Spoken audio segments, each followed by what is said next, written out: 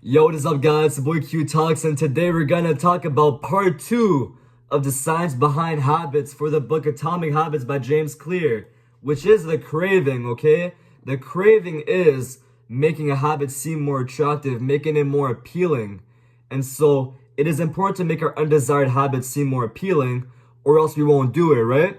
And so why should Q Talks be teaching you how to do this?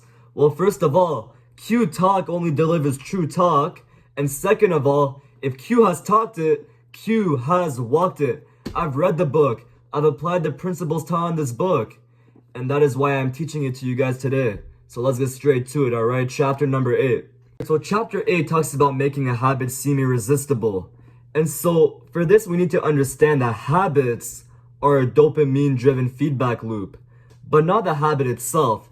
It is the thought of doing the habit. So we need to make it so the thought of doing the habit gives us a spike in dopamine.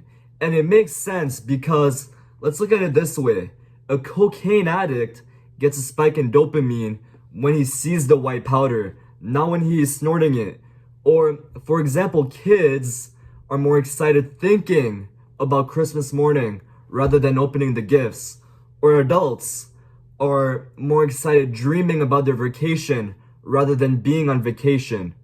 And so, how do we make habits seem more attractive, right? How do we make the thought of it seem more attractive?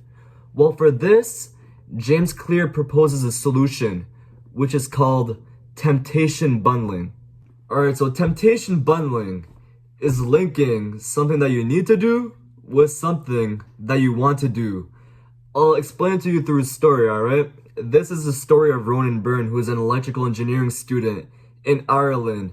And so he wanted to make it a habit that he would ride a stationary bike for 30 minutes every day. Now the issue was that when thinking about riding that bike, it did not give him a spike in dopamine, right? I mean, that was something that he needed to do, not wanted to do.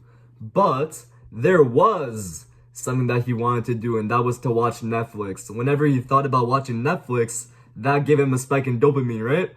And so, putting his engineering skills to use, he applied temptation bundling. He made it so that whenever he pedaled at a certain speed, he would have Netflix playing in front of him on the stationary bike, right? There's a screen on that bike. And so, this is a great example of temptation bundling, right? Because he linked something that he wanted to do, which was to watch Netflix, with something that he needed to do, which was to ride a stationary bike. But you don't need engineering skills to apply this principle. Let me give you examples of temptation bundling, right? It could be listening to music, which is something that you want to do, with exercising, something that you need to do. So every time you exercise, you listen to music. Or how about you drink coffee whenever you have to read? Reading is something you need to do. Drinking coffee is something you like to do. That is something that you want to do. When you wake up in the morning and you think about drinking coffee, that gives you a spike in dopamine, right? And so that is it for principle number 8.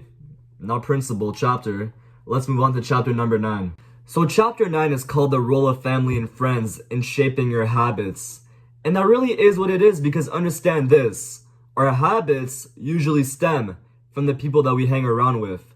The closer that we are to someone, the closer that we are to imitating them. The closer that we are to a group, the closer that we are to imitating that group. James Clear says it this way. He says that in the long history of humankind, those who learn to collaborate and improvise most effectively have prevailed. As a result, one of the deepest human desires is to belong, and this ancient preference exerts a powerful influence on our modern behavior. And that couldn't be more true. The man himself said it. And if you don't believe him, believe this. A study that tracked 12,000 people for 32 years, and it revealed that 57% of the people who hanged around an obese friend ended up becoming obese. It is like they say, you become the average of your 5 closest friends. And so, if you want to develop a new habit, then you're going to want to be part of a culture where your desired habit is their normal habit. You want to have a friend who your desired habits are his normal habits, right? You become who you hang around. And that couldn't be more true. It couldn't be more simple. Let's move on to chapter number 10.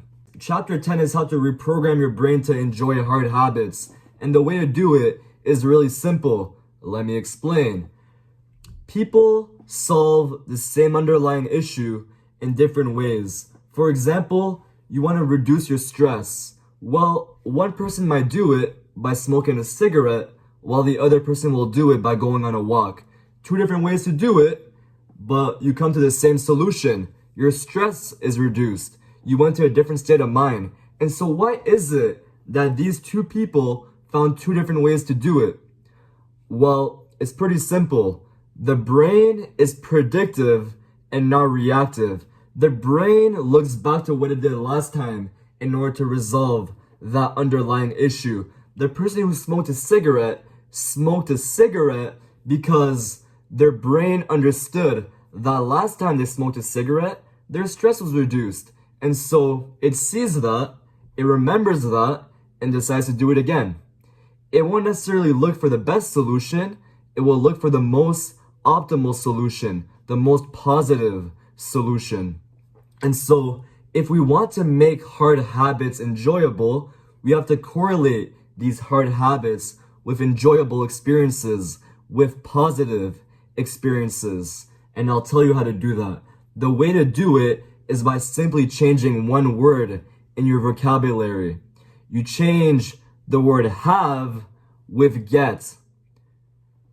When I think about tomorrow, or when people think about tomorrow, they will say, I have to go to work early tomorrow. I have to cook dinner for the kids tomorrow. I have to walk the dogs after work tomorrow.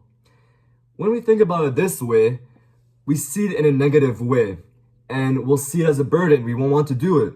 But if we simply change that one word to get, I get to wake up early to go to work tomorrow. I get to cook dinner for the kids tomorrow. I get to walk the dogs after work tomorrow. It'll seem like an opportunity instead of a burden. And opportunities are a positive thing. Get it? I get it. And when you apply this, you will see that it really does change the way in which you see negative things. It'll make you see it in a positive light, and it'll make you want to do it much more. Okay? That is all for chapter 10, and that is all for part 2 of the science behind habits. And I hope you guys enjoyed it. I hope you guys learned something. And yeah, guys, that is all for this video. So Q Talks is out.